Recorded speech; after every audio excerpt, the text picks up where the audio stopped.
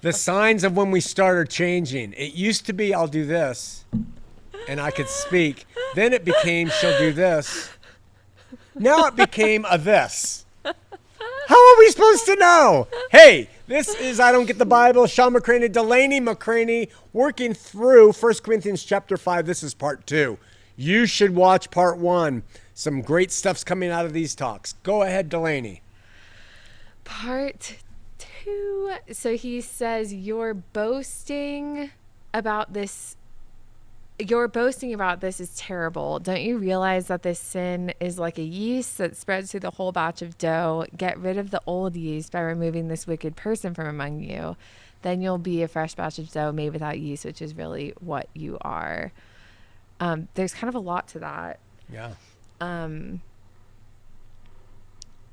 Okay, so first of all, they're boasting about the fact that this guy is with his mom or stepmom sexually, and I don't know how they could be boasting about that.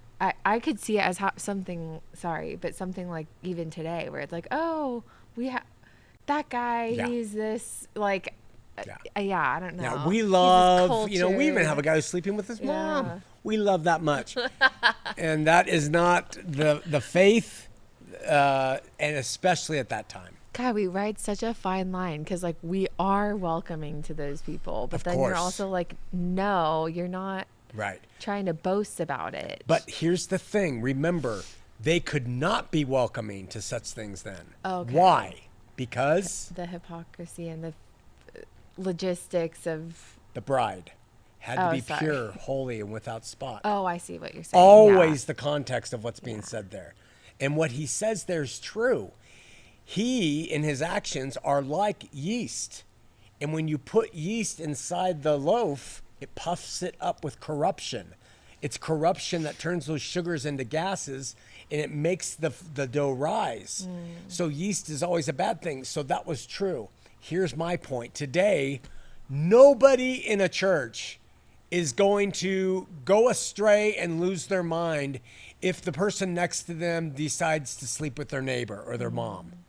I mean, we are all individual now. This was collective. But today, I mean, this is what happens. We've seen it here.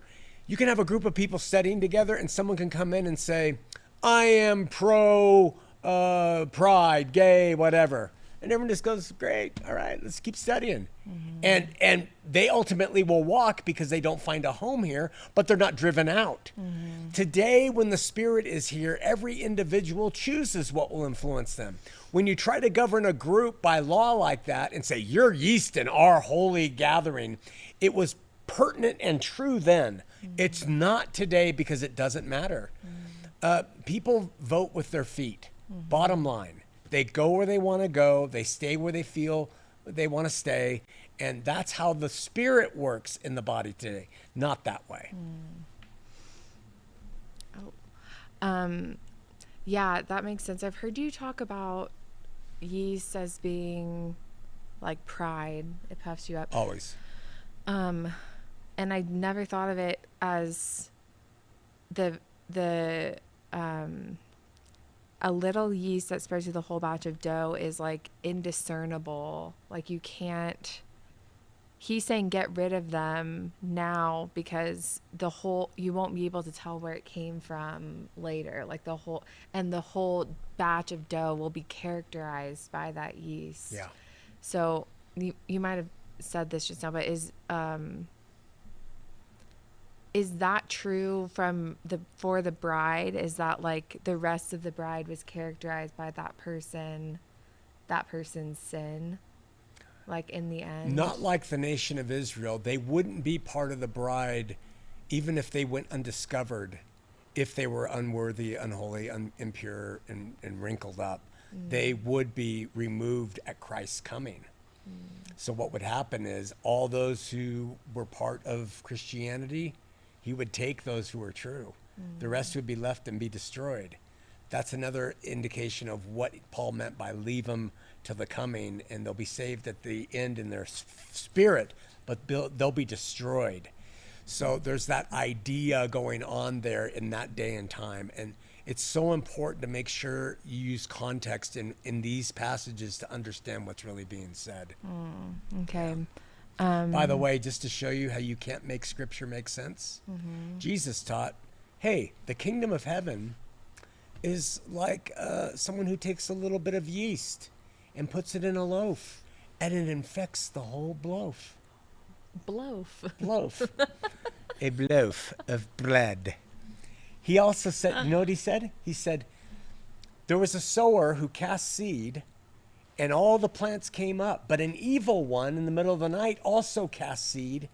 What are we supposed to do? And they came to the sower and they said, did you sow weeds here too? And he said, no. He said, an evil one must have come and done it. And they said, what should we do? And Jesus in his parable says, let them grow up together. And at the end, what will happen is there'll be a separation of wheat and tares. The wheat will be saved in the ground and fine, but the weeds will be removed and burned up. Paul is telling us the absolute opposite right there. Wow. He says, remove them, Yeah. right? Yeah. It's because Jesus was talking to that group in that day of Jews on how to be. Don't get in a fight with the Judaizers. Let those who are weeds. Okay. Paul is talking to a different group, and that's how you got to see these things. But if you want to make them make perfect sense, no way. That does make sense. The people Jesus was talking to were different than Yes. the people after Jesus. Especially at Corinth. Yeah. Get it? All right. I just also wanted to point out at the end of that, he said, then you'll be like a fresh batch of dough made without yeast, which is what you really are. Oh, yeah. Like what? He means the true believers are without a loaf of bread without yeast. Loaf of lead. Okay. But so that's what you really are. You really are the bride who are true. But these little other ones, they're not true. That's what he means. Okay. Christ, the Passover lamb, has been sacrificed for us. So let us celebrate the festival, not with the old bread of wickedness and evil, but with the new bread of sincerity and truth. Okay. We could talk a long time about that, but just understand, historically, they offered up lambs and goats for sacrifice for sin. Christ was the ultimate lamb to be offered for the sins of the world. And then he just shows the difference between what used to be to what is now. Or we could spend 2 hours talking about it. And unleavened bread, too. Some Yeah. they're in there. There's like food representations. Yeah. You don't want to keep talking about it? No, it's too big. Is there a place that you've talked about it that you want to refer people to? We went verse by verse in 1 Corinthians. yeah. Okay.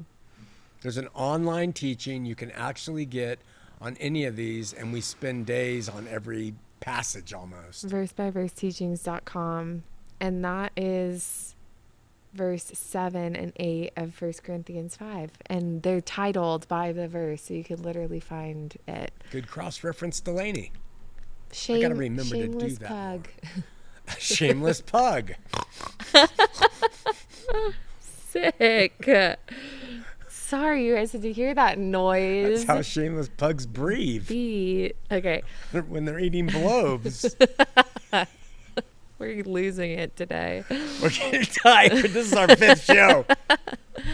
Okay. When I wrote to you before, I told you not to associate people who indulge in sexual sin or are greedy, the cheat people or worship idols. Wait, so he wrote to them before. It tells us there's another epistle and we don't know where it is. Pre 1 Corinthians. Yeah. 0 Corinthians. Yeah. It would be 0 Corinthians. Oh, I thought it was a third, like after the second. After 2 Corinthians. No, well that, and I think 2 Corinthians also speaks of one of them that was written before, but so we're just suggesting there was a letter written that we don't have anymore. Sketch. Okay. But I wasn't talking about unbelievers who indulge in sexual sin or greedy or cheat people or worship idols. You would have to leave this world to avoid people like that. Oh, isn't that good? So the thinking is, as a believer, You can't remove yourself from people who indulge in these sins. How would you ever Yeah. share the news? Yeah. It's within that pure bride. Churches take that today and say, you don't associate. I have some dear friends two girls who helped lead me to the Lord and understand the Lord. One of the women turned on the other one because she was apparently living in some kind of sin and used this kind of passage to justify that. My belief is if you're following Christ and you're not going to be influenced by the failings of somebody else. You're going to use their failings to help love them and bring them back to the fold. But in that day and age, you're cut out because of the yeast concept. He expands on that. He said, I meant that you are not associated with anyone who claims to be a believer, yet indulges in sexual sin or is greedy or is worship idols or is abusive or is a drunkard or cheats people. Yeah. Don't even eat with such people. It isn't my responsibility to judge outsiders, but it certainly is your responsibility to judge those inside the church who are sinning. That is freaking gnarly. Yeah, gnarls. And judge is condemn. Condemn. Yeah. He just said in the last chapter to not judge. Yeah. It's all context. He's saying there's context in every single thing. And it takes work to figure out what is being said. That is really confusing. Isn't it? Yeah. It really is. I don't think I'd understand this. Yeah. I get Bart Ehrman's thing. Yeah. A little bit. Sure. I don't get, though, that I want to mention, though, when we were talking about Bart Ehrman in a past episode, that that is the most common thing is if you get burnt on something, it all goes out the window. And I know that's 100% the thing you're working toward is having some reasonableness to still considering God. Yeah. And that people just have really presented it poorly, the Bible and it's just so, I don't get why that's a condition of humans, but it really is to be shown you're wrong, but to still hold on to the good that we were shown. Yeah. Very hard to do. Very hard to do. It seems critical to being a believer, and it was set up that way almost, that you have to face the things that you were wrong in and still grow forward from it, because you could be really angry from it or bitter. And the problem with it is that anybody who's cut their teeth, embraced religion in any form, will, if they start to seek by, or if they're given information by an atheist or an agnostic, will, if they're willing to hear, have their faith shaken in what they've placed it in. Yeah.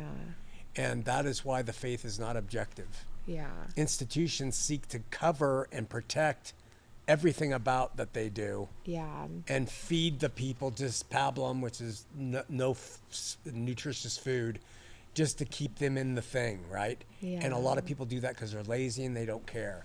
But God says, God is a rewarder of those who diligently seek him. Diligent seeking in spirit and truth is a submission to faith. And there's plenty of reasons that we could all find to turn from faith. And they're there and they're easy and you could grab them. I hear them all the time and I test them all. I look at all of them and I'm open to them. But everybody will do better by not trusting. That's why I don't really like teaching and inculcating children and saying the world was flooded and all the animals. I hate all that stuff because it sets them up for bitterness. Yeah.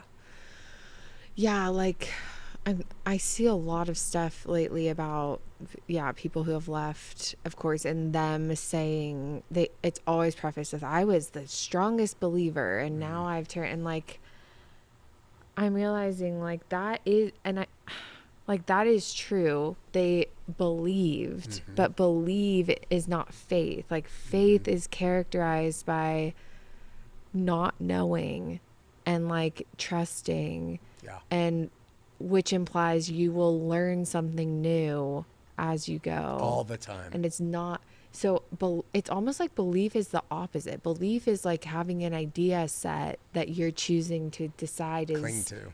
existing. Yeah. Yeah. But faith is the opposite of that. And so these people believed, and they almost believed too much and didn't have faith that it could be something they didn't know. Yeah. And so it turns into that. And they're saying, now what I found is correct. And it's like, how do you even know that? Right. Like, You believe in this now thing, yeah, right? you have a new belief. Yeah. You don't have faith Yeah. in anything. You didn't before and you didn't now. And they say the argument, I haven't ever understood the argument that like that means you weren't a true Christian then, which isn't necessarily true. No. But I understand it a little bit because it's saying you didn't have faith. You didn't have faith because faith means you would trust that it's going to change even. Change. You don't set your house.